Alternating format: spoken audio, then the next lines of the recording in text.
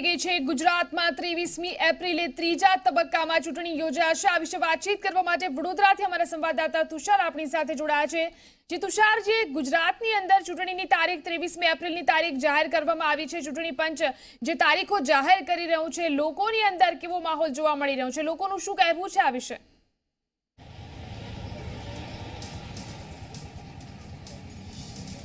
ચોક્કસથી જીલન, લગભગ બપોરના સમયથી જ તમામ શહેરોની અંદર, ખાસ કરીને ગુજરાતના તમામ શહેરોની અંદર એક ઉત્સાહ છે, કેમ કે ચૂંટણી પંચની પ્રેસ કોન્ફરન્સ થવાથી વિવિધ મીડિયાની અંદર પણ આ અહેવાલ આવ્યા બાદ હવે જ્યારે 23મી તારીખ જાહેર થઈ છે ત્યારે વડોદરાના નાગરિકોની અંદર પણ ચૂંટણીને લઈને ખાસો ઉત્સાહ છે, કેમ કે લોકસભા 2019ની ચૂંટણીના પડઘમ વાગી રહ્યા હતા અને હવે જ્યારે વિગતથી જ્યારે જણાવી દીધું ચૂંટણી પંચે, ત્યારે વડોદરાના જે નાગરિકો છે, નાગરિકો સાથે પણ વાત કરવાનો પ્રયાસ કરીશું। સૌથી પહેલા ચૂંટણી પંચે તારીખ જાહેર કરી દીધી છે, તબક્કા વાઇઝ જે ઇલેક્શન થવાના છે એમાં ગુજરાતની અંદર પણ થઈ રહ્યું છે। આપ શું કહીશો, શું પ્રતિક્રિયા? ચૂંટણી પંચની તારીખની ઘણા દિવસથી ખાસ કરીને વડોદરા અને ગુજરાતની અને દેશની જનતાને પ્રતીક્ષા હતી। આવનારું જે ચૂંટણી છે એ 2014ની કરતાં પણ બહુ જ વધારે ઉત્સાહથી પ્રજા મતદાન કરશે અને સાથે સાથે ફરીથી એકવાર ગુજરાતની પ્રજા અને વડોદરાની પ્રજા નરેન્દ્ર મોદીના નેતૃત્વમાં હંમેશા ખુશી વ્યક્ત કરે છે। તો આ પ્રજાને નરેન્દ્રભાઈ મોદીને ફરી વડાપ્રધાન બનાવવા માટેની અપેક્ષા છે અને ભારે બહુમતીથી વડોદરામાં મતદાન થશે અને એ ભારતીય જનતા પાર્ટીની ફેવરમાં જ થવાનું છે। ચોક્કસથી બહુ જ ભારે બહુમતીથી મતદાન થશે। ચૂંટણીની તારીખ પણ જાહેર થઈ ગઈ છે, બીજા તબક્કામાં ચૂંટણી થશે, શું કહીશો આપ? હવે આજે આ દિવાળી જેવો ઉત્સવ આજે જાહેર થયો છે અને આજે મતદાન જે થવાનું છે આ રાષ્ટ્રવાદ અને ભ્રષ્ટાચાર મુક્ત ભારત માટેનું એક આગલું સ્ટેપ હશે અને આની અંદર હવે આજે 2014થી 19 સુધીમાં જે કંઈ સરકારે કર્યું છે, નિર્ણયો લીધા છે, આ બધા નિર્ણયો ઉપર જ્યાં જ્યાં સરકારને એમ લાગશે કે હજી પણ આપણે આગળ વધવું પડશે અને ભારતની જનતાને અને દેશને આગળ વધારવો પડશે, એટલા માટે જે જરૂરી મુદ્દાઓ છે એને ફરીથી એ લોકોને આવરી લઈ અને આ ચૂંટણીને અનુલક્ષી એવા જ મુદ્દાઓને લેવા આવશ્યક છે અને જરૂરી પણ છે। પ્રગતિ, વિકાસ, અનેક મુદ્દાઓ સાથે સરકાર રચવાના અમુક પક્ષો દ્વારા, દરેક પક્ષો દ્વારા હવે દાવા થઈ રહ્યા છે। ચૂંટણીની પણ તારીખો જાહેર થઈ ગઈ છે, મતદાર છો, શું કહીશું આપ?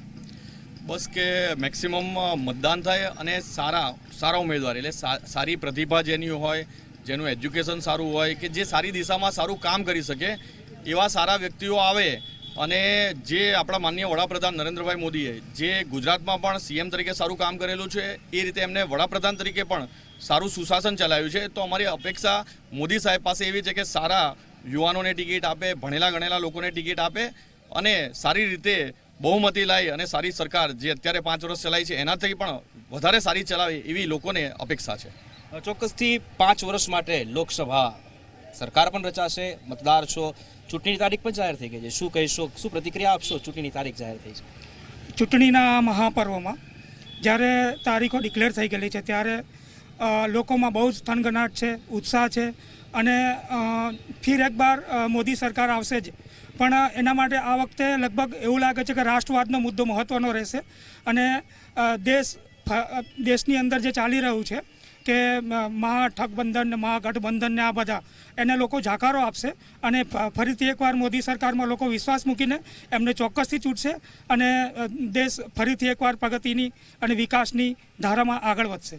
વિશ્વમાં સૌથી સારી કહી શકાય એવી લોકશાહી આપણા દેશમાં અને લોકશાહીનો જ આ પર્વ, ચૂંટણીનો મહાપર્વ હવે જ્યારે જાહેર થયો છે, મતદાર છો, ચૂંટણીની તારીખ પણ જાહેર થઈ, મતદાન કરવા જશો, શું મુદ્દાઓ ધ્યાનમાં રાખશો, કેવી સરકારની ઈચ્છા?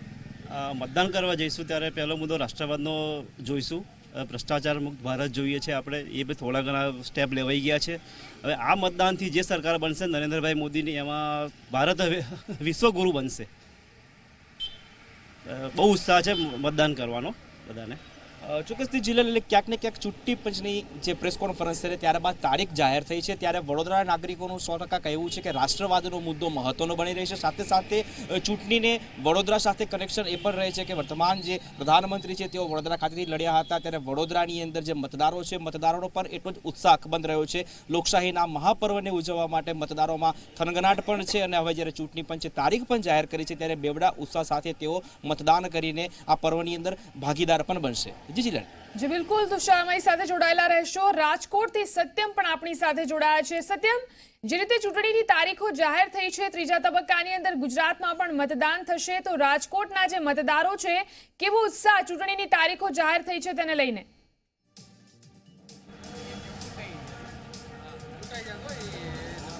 ચોક્કસથી ઘણા સમયથી ચૂંટણીનો માહોલ તો બંધાયો હતો, પરંતુ કેટલીક વાતો આવી રહી હતી કે ક્યારે ચૂંટણીની તારીખ જાહેર થશે, અને આજે ફાઇનલી ઇલેક્શન કમિશન દ્વારા જે ચૂંટણીની તારીખ છે તે જાહેર કરવામાં આવી છે. 11 એપ્રિલે પ્રથમ ચરણનું મતદાન યોજાશે અને ગુજરાત રાજ્યની 23 એપ્રિલ એ મતદાન યોજાશે. ત્યારે આપણી સાથે રાજકોટના કેટલાક લોકો જોડાયા છે. આપને પૂછવા માંગીશ કે ઇલેક્શન કમિશન દ્વારા જે તારીખ જાહેર કરવામાં આવી છે, શું કહેશો કે હવે જે ચૂંટણીનો માહોલ ખરેખર બંધાઈ ગયો છે? ઘણા સમયથી ચર્ચા હતી કે ચૂંટણીની તારીખ ક્યારે જાહેર થશે. આજે ચૂંટણીની તારીખ ડિક્લેર થઈ ગઈ છે. 11 એપ્રિલથી 7 તબક્કામાં ચૂંટણી યોજાનાર છે. ગુજરાતની ચૂંટણી 23 એપ્રિલે યોજાનાર છે. ત્યારે શાંતિપૂર્ણ માહોલમાં ચૂંટણી યોજાય અને લોકો નિર્ભય રીતે મતદાન કરી શકે અને ખોટા પ્રલોભનો આપવામાં ન આવે કોઈ પણ રાજકીય પક્ષી તરફથી. એ રીતના ચૂંટણી યોજાય એ માટે ચૂંટણી પક્ષે એની વ્યવસ્થા કરવી જોઈએ અને બસ સારા વાતાવરણમાં ચૂંટણી યોજાય એવું. આચારસંહિતા આજથી જ લાગુ પડી ગઈ છે અને ઇલેક્શન કમિશન દ્વારા કેટલાક મહત્વના નિયમો પણ બહાર પાડવામાં આવી છે, જેમ કે ઓનલાઈન જ આચારસંહિતાની ભંગની ફરિયાદ પણ નોંધાવાઈ શકાશે. તો શું કહેશો આ મુદ્દાને લઈને? એક બહુ સારી બાબત છે કે ઓનલાઈન જે મતદારો છે, જે લોકો છે, પોતાની ફરિયાદ છે, વ્યથા છે રજૂ કરી શકે, પણ એનું સોલ્યુશન એ જ પ્રમાણે થવું જોઈએ એ પણ જરૂરી છે. માત્ર ફરિયાદો એકત્રિત કરી અને રાખી મૂકવાની બદલે એની જે વ્યથાઓ હોય છે મતદારોની એ પણ સોલ્યુશન થાય એ જરૂરી છે. તમે શું કહેશો? આ અત્યારે જે લોકસભાની ચૂંટણી જાહેર થઈ છે એમાં શાંતિપૂર્ણ રીતે અને સારી રીતે પબ્લિક મતદાન કરે અને સરકાર સુવ્યવસ્થિત જાળવી અને ચૂંટણી યોજાય એ સારી બાબત છે. ચોક્કસથી સારી રીતે ચૂંટણી યોજાય એ પણ મહત્વની છે. બીજું મહત્વની વાત એ છે કે ચૂંટણી જ્યારે આવે, લોકસભા હોય કે વિધાનસભા, સોશિયલ મીડિયા મહત્વની ભૂમિકા રહેતું હોય છે અને આવા સમયે કેટલીક અફવાઓ પણ આ સોશિયલ મીડિયામાં વહેતી થતી હોય છે. તો તેને લઈને શું કહેશો? હું તો એવું માનું છું કે સોશિયલ મીડિયાની અંદર જે કંઈ અફવાઓ થાય છે, પબ્લિકે જાગૃતતાથી સાચો મેસેજ હોય તો એને ફોરવર્ડ કરવો, એકબીજાને ફોરવર્ડ ન કરવા અને માહોલ સારો જળવાઈ રહે. ને ઇલેક્શન જે છે દરેક વ્યક્તિએ પોતાનો લોકતંત્રનો અધિકાર આપ્યો છે, વ્યવસ્થિત મતદાન કરે, દરેક વ્યક્તિ જાગૃતતાથી મતદાન કરે એવી રીતે ઇલેક્શન થાય અને માહોલ સારો જળવાઈ રહે એ રીતે ઇલેક્શન થાય તો સારું. એમ પોલિટિક્સ પાર્ટીને તો જેટલો ઉત્સાહ હોય છે તેટલો જ ઉત્સાહ એક મતદારોને પણ હોય છે, કારણ કે એક મહાપર્વ માનવામાં આવે છે. શું કહેશો? આ એક ચોક્કસ મહાપર્વ છે જ્યાં લોકોની આશા અપેક્ષાઓ સંતોષવાનો એક મોકો હોય છે. લોકોને પણ આપના માધ્યમથી અપીલ કરું છું કે કોઈ પણ લોભ લાલચમાં ન આવવું જોઈએ, શાંતિપૂર્ણ રીતે મતદાન યોજવું જોઈએ. શાસક પક્ષને પણ નમ્ર વિનંતી કે પોતાની સરકારી મશીનરીનો દુરુપયોગ કર્યા વિના નિષ્પક્ષ રીતે મતદાન યોજાવું જોઈએ અને એક લોકશાહીના પર્વમાં સારા લોકો ચૂંટાય એવી રીતે કોઈ પણ લોભ લાલચ કે આપવામાં આવે છે એનાથી દૂર રહી જનતાએ પોતાના દિલ ઉપર હાથ રાખી અને મતદાન કરવું જોઈએ. જ્ઞાતિ જાતિના કે કોઈ પણ સમીકરણોને સામે નમવું ન જોઈએ.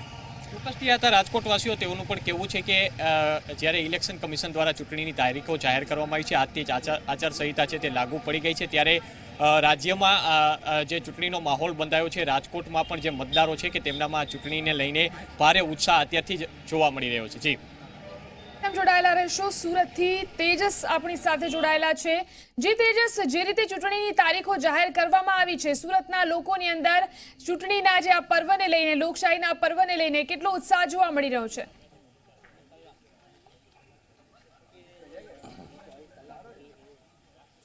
જરૂરથી ચૂંટણી દરેકને ઇંતજારી હોય, કારણ કે 5 વર્ષ પૂર્ણ થતા હોય, પોતાનો મતદાન આપવાનું એક અમૂલ્ય તક હોય છે જે કોઈ પણ વ્યક્તિ ચૂકવા નથી માંગતો. આ વખતે ગુજરાતના ભાગે 23મી એપ્રિલ આવી છે.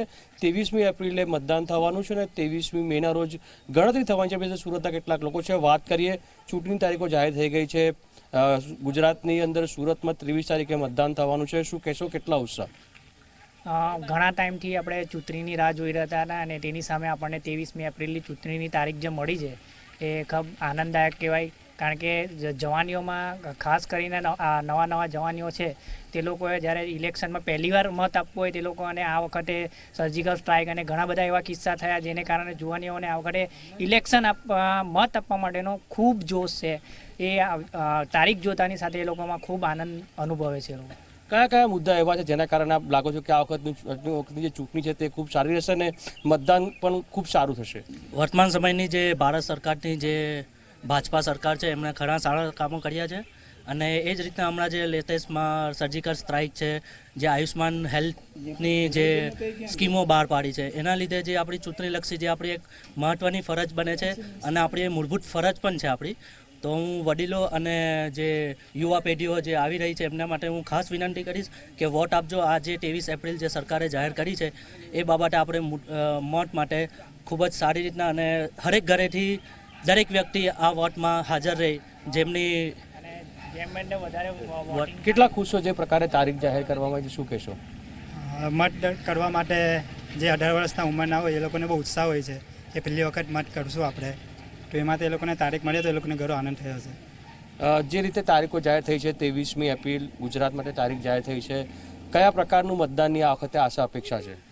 આ વખતે સૌથી વધુ અપેક્ષા જે સર્જિકલ સ્ટ્રાઇક કરી છે ભાજપ ગવર્મેન્ટે, એ કામ બહુ સારું કર્યું છે અને આગળમાં રીતે સર્જિકલ સ્ટાઇલ થતી રહી, દેશમાંથી ખરાબ તત્વોનો નાશ થાય એ માટેની અમારી વધારે અપેક્ષા છે કે પાછી એ ગવર્મેન્ટ આવે ને આવા જ કામો કરે. જેમ કે ભાજપ ગવર્મેન્ટે દેશની અંદર ઘણા કામો કર્યા છે, તેમજ આપણા દેશના મંત્રી નરેન્દ્ર સાહેબ મોદી એમણે આખી દુનિયામાં નામ કમાયું છે. એટલે અમે એવી ઈચ્છા કરીએ છીએ કે પાછા એ જ વડાપ્રધાન બને અને દેશના દુશ્મનોનો નાશ થાય, દુનિયામાં એમનું નામ થાય ને ભાજપ ગવર્મેન્ટ પાછી આવે.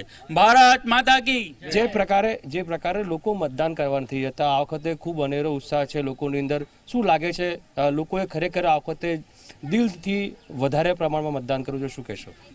ખરેખર મતદાન તો આપવું જ જોઈએ ને મોદીને જીતાવવું જોઈએ. કેમ કે આ જે આતંકવાદી સામે જે પગલાં લીધા છે ને, બહુ સારા પગલાં લીધા છે ને હજુ બી જે કાશ્મીરની અંદર જે પેલી કલમ છે એ કલમ બી દૂર મોદી હટાવશે ને આ જે અત્યારે પગલાં લે હજુ એ સર્જિકલ સ્ટ્રાઇક હજુ પણ કરવાના છે. હજુ તો સ્પષ્ટપણે મતદારો પોતાનો મત આપી રહ્યા છે, પરંતુ 23મી એપ્રિલે ગુજરાત માટે ખૂબ મહત્વનો દિવસ છે. 23મી એપ્રિલના રોજ મતદાન થવાનું છે. એક જ સાથે આખા રાજ્યની તમામ 26 બેઠકો પર મતદાન થવાનું છે અને 26મી મેના રોજ આખી જે 23મી મેના રોજ આખી જે ચૂંટણી છે તેની અંદર પરિણામ આવશે. એટલે જરૂરથી લોકોમાં સ્પષ્ટપણે ઉત્સાહનો માહોલ છે અને સુરતના લોકો મતદાન માટે તૈયારી કરી રહ્યા હોય તેવું સ્પષ્ટપણે લાગી રહ્યું છે. જી બિલકુલ તેજસ અમારી સાથે જોડાયા.